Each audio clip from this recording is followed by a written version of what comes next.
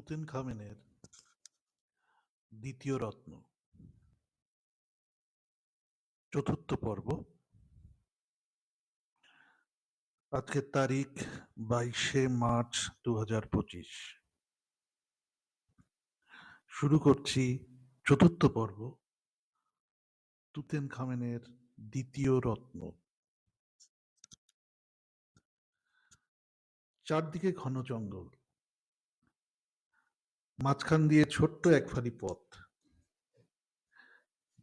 যে পথের শেষ কোথায় জানা নেই,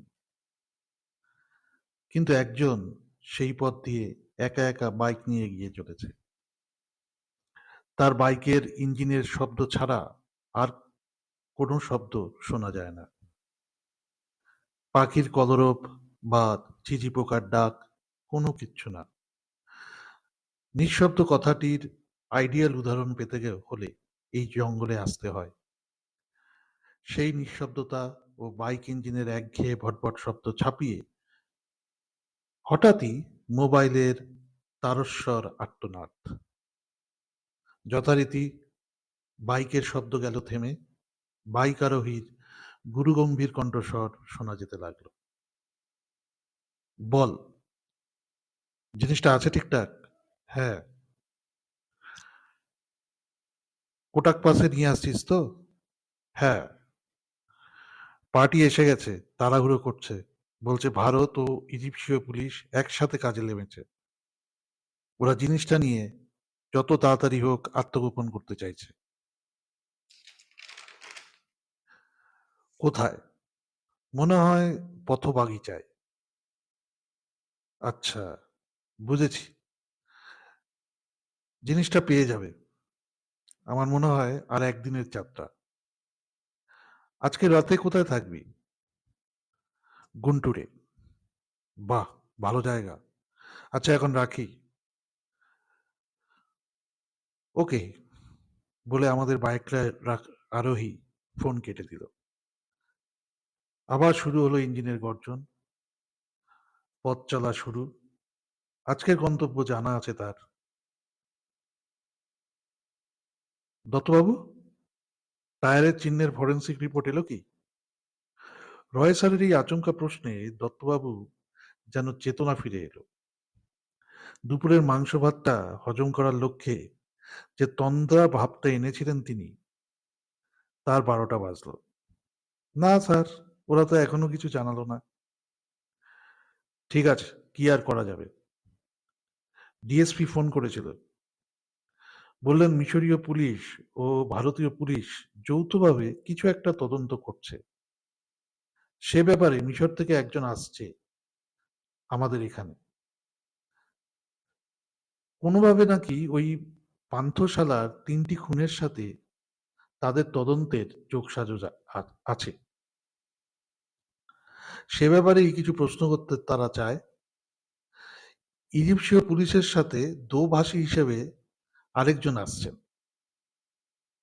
তার নাম মিস গায়ত্রী সরকার। আমাকে বলা হয়েছে যে সর্বতোভাবে যেন আমরা তাদের সাহায্য করি। এটা ভারত ও মিশরের সুসম্পর্কের ব্যাপার। কোনোভাবেই যেন তাতে কোনো ব্যাঘাত না ঘটে। বাপরে, আমাদের তো তাহলে আপগ্রেড হলো স্যার। কিরকম? বিদেশি পুলিশের সাথে কাজ করা মানে তো আমরাও আন্তর্জাতিক হয়ে গেলাম, বলে দত্তবাবু একটা প্রকাণ্ড হাসি দিলেন। বিব্রত হয়ে রয় স্যার এক ধমকে তার হাসি বন্ধ করে গটগট করে থানার বাইরে বেরিয়ে গেলেন। মিস গায়ত্রী সরকার, এই নামটাই মেজাজটা তার গরম করে দিয়েছে।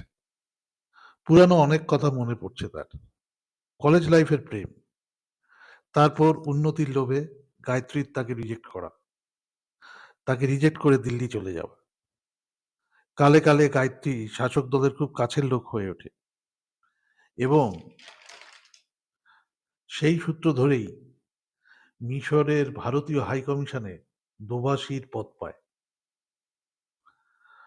আর আজ প্রায় 20 বছর বাদে না চাইতেও তার সাথে আবার দেখা হবে গায়ত্রীর। অত্যন্ত উচ্চাভিলাষী হলেও গায়ত্রীর কিছু গুণ রয়কে এখনো আকৃষ্ট করে। মিষ্টি ভাষী, বড়দের সম্মান করা, এবং রয়কে কখনো কারোর সামনে ছোট না করা, এই প্রবৃত্তিগুলো জন্য রয় এখনো ভুলতে পারেনি গায়ত্রীকে। তবে তার অত্যন্ত ইগোইস্টিক এই মেয়ে যেভাবে তাকে ছেড়ে চলে যায়, সেই ঘটনাটি মনে পড়লেই রয় স্যারের মেজাজ বিগড়ে যায়। নিজেকে অনেক ক্ষুদ্রাতি ক্ষুদ্র মনে হয়। হ্যাঁ, পদের দিক থেকে সত্যিই রয় স্যার এখন অনেক ক্ষুদ্র। গায়ত্রী সরকার এখন অনেক বড়। সে এখন হাই কমিশনারের মেম্বার। দোভাষীর কাজে সে তাকে প্রায়ই হিল্লি-দিল্লি করতে হয়। আর এদিকে রয় স্যার হলো সামান্য এক থানার ওসি, যেই থানাকে কেউ চেনে না। তবে শিক্ষা-দীক্ষার দিক থেকে কিন্তু রয় স্যার আমাদের গায়ত্রী ম্যাডামের থেকে অনেক গুণ এগিয়ে ছিলেন। রয় স্যারের অভিলাষ উচ্চ নয় বলেই হয়তো একটা স্পেসিফিক লেভেলের উপরে উনি আর উঠতে পারেননি। শুনছেন? হ্যাঁ, আমি আপনাকে বলছি। মহিলা কণ্ঠস্বর। একটু চমকে গিয়েই রয় স্যার পিছনে ফিরে তাকালেন। কখন যে একটা সাদা অ্যাম্বাসেডর এসে পিছনে দাঁড়িয়েছে, রয় বুঝতেই পারেননি। হ্যাঁ, বলুন, আমি কি করতে পারি? আপনি কি মিস্টার রয়, এই থানার ওসি? হ্যাঁ, আমি বিদিশা, বিদিশা দে। কিছুদিন আগে যে ৩ জন খুন হলো শহর প্রান্তের এক পান্থশালাতে, আমি সে ব্যাপারে কিছু জানতে চাই। আমি রিপোর্টার, ক্রাইম সেকশনে কাজ করি, ভোরের আলো কাগজে। মহিলা গাড়ি থেকে নেমে রয় স্যারের দিকে এগিয়ে এলেন। তার রোগা দোহারা চেহারা, পরনে লাল টপ ও নীল জিন্স। চুল ছোট ছোট করে কাটা, অনেকটা সেনাদের মতো। গায়ের রং ফর্সা, চোখে সানগ্লাস পরে আছেন। ঠোঁটের রং কালো, মনে হয় উনি ধূমপান করেন। ওনার চেহারাটা দেখেই মনে হয় উনি কর্মঠ। ওনার বয়স আন্দাজ ২০ থেকে ২৫-এর মধ্যে। রয় স্যার মোটামুটি একটু জরিপ করে দিলেন। এটা পুলিশের ধর্ম, প্রথম দেখাতেই চরিত্র সম্বন্ধে একটি আবছা অনুমান করা। সবসময় যে সেটা ঠিক হয় তা না, তবে কাজ করতে সুবিধা হয়। আপনার আই কার্ডটা দেখতে পারি? অবশ্যই, এই নিন। রয় আই কার্ডটার একটি ছবি তুলে নিয়ে পুলিশের ডেটাবেসে পাঠিয়ে দেয়। রুটিন ব্যাপার, এটা করতে হয়। বলুন, আমার থেকে কি জানতে চান?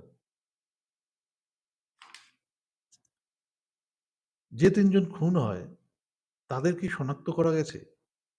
না, চেষ্টা চলছে। তদন্ত ক্লোজ করা হয়নি। আচ্ছা, বডিগুলো কি দেখা যায়? না, এছাড়া আপনার না দেখাই ভালো। অনেক দিনের লাশ তো।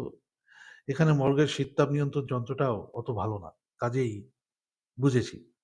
আচ্ছা, আপনি সব প্রশ্ন রাস্তাতেই সেরে নেবেন? আসুন, থানায় আসুন। চা বা শরবত খান, তারপর প্রশ্ন করুন। বিদুষা বিদিশা একটু বিব্রত হলেন। তিনি হেসে অনুমতিসূচকভাবে তার মাথা নাড়লেন। আর রয় স্যারের সাথে এগিয়ে গেলেন থানার দিকে। তার মনে অনেক প্রশ্ন। তাকে সকালের আগেই এই প্রশ্নের উত্তর তার কাগজের অফিসে, হেড অফিসে পাঠাতে হবে। বসুন। রয় স্যারের কথাতে রয় স্যারের অফিসের টেবিলের সামনে যে ২টি চেয়ার রাখা আছে তার একটিতে উনি বসলেন। দত্ত, ১ কাপ চায়ের ব্যবস্থা করুন তো। নাকি শরবত? না, না, চাই ঠিক আছে।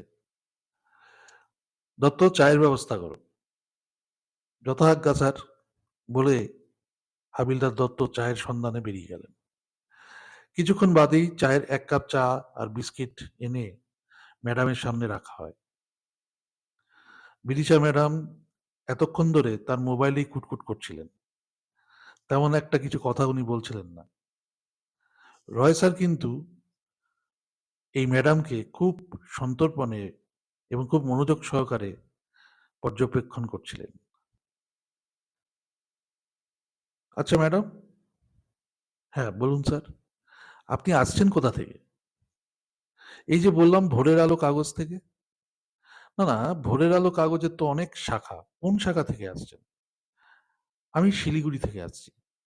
আচ্ছা, ওকে। শিলিগুড়ির কোথায় থাকেন আপনি? আমি শিলিগুড়ির বাগডোগরা এয়ারপোর্টের খুব কাছে একটা ভাড়া বাড়িতে থাকি।